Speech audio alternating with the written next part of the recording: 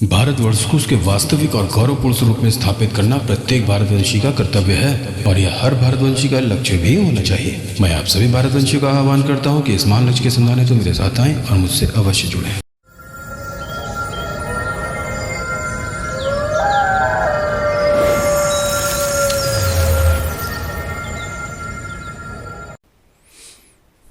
आप सभी को मेरा प्रणाम, कृपया स्वीकार करें।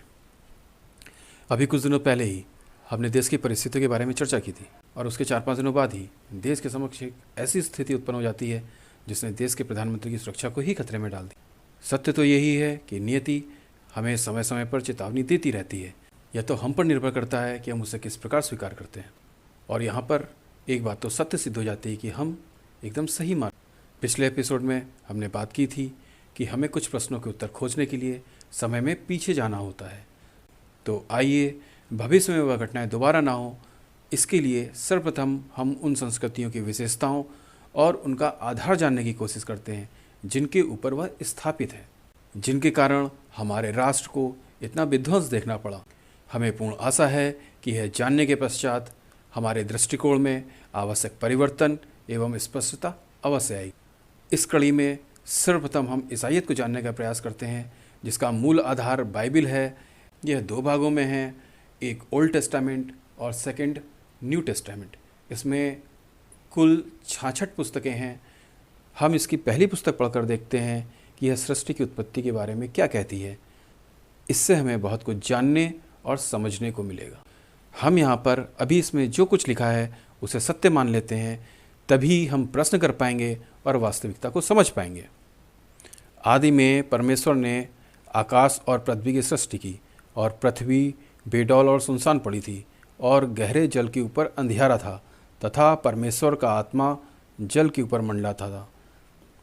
परमेश्वर ने पृथ्वी की उत्पत्ति की, वह आदेश दे रहे हैं। फिर उनकी आत्मा ने शरीर छोड़ दिया और जल के ऊपर मंडलाने लगा।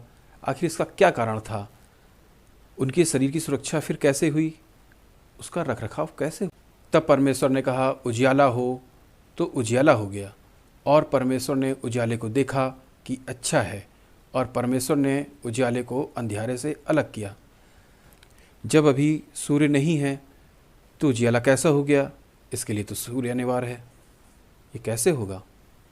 और परमेश्वर ने उजियाले को दिन और अंधियारे को रात कहा तथा सांझ हुई, फिर भोर हुआ। इस प्रकार पहला दिन हो गया। सूर्य के बगैर पृथ्वी पर दिन और रात कैसे संभव है? फिर आगे पढ़ते हैं। फिर परमेश्वर ने कहा आकाश के नीचे का जल एक स्थान में इकट्ठा हो जाए और सूखी भूमि दिखाई दे, और वैसा ही हो गया। और परमेश्वर ने सूखी भूमि को पृथ्वी कहा तथा जो जल इकट्ठा हुआ उसको उसने समुद्र कहा, और परमेश्वर ने देखा कि अच्छा है।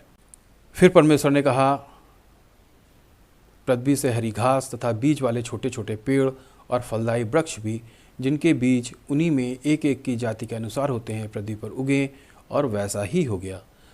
तो पृथ्वी से हरी घास और छोटे छोटे पेड़ जिनमें अपनी अपनी जाति के अनुसार बीज होता है, और फलदायी वृक्ष जिनके बीज एक एक की जाति के अनुसार उन्हीं में होते हैं, उगे, और परमेश्वर ने देखा कि अच्छा है। परमेश्वर ने बना दिए, हम मान लेते हैं, लेकिन सूर्य के बगैर पेड़ पौधे जीवित किस प्रकार रहेंगे? हम जानते हैं कि पेड़ पौधे सूर्य की उपस्थिति में ही अपना भोजन का निर्माण करते हैं। प्रकाश संश्लेषण के द्वारा ही भोजन का निर्माण होता है, और ऐसा सूर्य की उपस्थिति में ही हो सकता है। ये किस प्रकार होगा? फिर परमेश्वर ने कहा दिन को रात से अलग करने के लिए आकाश के अंतर में ज्योतियाँ हों, और वे चिन्हों और नियत समयों और दिनों और वर्षों के कारण हों, और वे ज्योतियाँ आकाश के अंतर में पृथ्वी पर प्रकाश देने वाली भी ठहरें, और वैसा ही हो गया। तब परमेश्वर ने 2 बड़ी ज्योतियाँ बनाई। उनमें से बड़ी ज्योति को दिन पर प्रभुता करने के लिए और छोटी ज्योति को रात पर प्रभुता करने के लिए बनाया, और तारागण को भी बनाया। पृथ्वी ने उनको आकाश के अंतर में इसलिए रखा कि वे पृथ्वी पर प्रकाश दें तथा दिन और रात पर प्रभुता करें, और उजियाले को अंधियारे से अलग करें। और परमेश्वर ने देखा कि अच्छा है। तारे हमसे बहुत दूर हैं, और चंद्रमा में तो अपना कोई प्रकाश ही नहीं होता, तो उनका इस रूप में तो कोई उपयोग ही नहीं है। और हम जानते हैं कि कई तारे तो सूर्य से भी कई गुना बड़े और अधिक चमकदार हैं, और सूर्य भी स्वयं में एक तारा है। ऐसा प्रतीत होता है कि यहाँ पर तारे को जो अर्थ है और जो बताया गया है वह सत्य से सर्वथा भिन्न है। फिर परमेश्वर ने कहा, जल जीवित प्राणियों से बहुत ही भर जाए और पक्षी पृथ्वी के ऊपर आकाश के अंतर मोड़ें। इसलिए परमेश्वर ने जाति जाति के बड़े बड़े जल जंतुओं की और उन सब जीवित प्राणियों की भी सृष्टि की जो चलते फिरते हैं, जिनसे जल बहुत ही भर गया, और एक एक जाति के उड़ने वाले पक्षियों की भी सृष्टि की, और परमेश्वर ने देखा कि अच्छा है। आज आधुनिक विज्ञान के समय में हम जानते हैं कि पक्षियों का विकास, इवोल्यूशन सबसे अंत में हुआ था, ना कि ऐसा एक ही दिन में हुआ था। आगे बढ़ते हैं। आकाश और पृथ्वी की उत्पत्ति का वृत्तांत यह है कि जब वे उत्पन्न हुए, अर्थात जिस दिन यहोवा परमेश्वर ने पृथ्वी और आकाश को बनाया, तब मैदान का कोई पौधा भूमि पर न था और न मैदान का कोई छोटा पेड़ उगा था, क्योंकि यहोवा परमेश्वर ने पृथ्वी पर जल नहीं बरसाया था और भूमि पर खेती करने के लिए मनुष्य भी नहीं था। तो भी कोहरा पृथ्वी से उठता था, जिससे सारी भूमि सिंच जाती थी। और यहोवा परमेश्वर ने आदम को भूमि की मिट्टी से रचा और उसके नथनों में जीवन का श्वास फूंक दिया, और आदम जीवता प्राणी बन गया। संभवतः गॉड ये जानता है कि पेड़ पौधों के जीवन के लिए जल अनिवार्य है। वह ये स्वीकार कर रहा है कि जल के बिना वह स्वयं भी पेड़ पौधे नहीं उगा सकता, किंतु वह नहीं जानता कि सूर्य भी उतना ही अनिवार्य है। संभवतः वह इससे अनभिज्ञ है। आगे पढ़ते हैं। तब यहोवा परमेश्वर ने आदम को यह आज्ञा दी कि तू वाटिका के सब वृक्षों का फल बिना खटके खा सकता है, पर भले या बुरे के ज्ञान का जो वृक्ष है उसका फल तू कभी ना खाना, क्योंकि जिस दिन तू उसका फल खाए उसी दिन अवश्य मर जाएगा।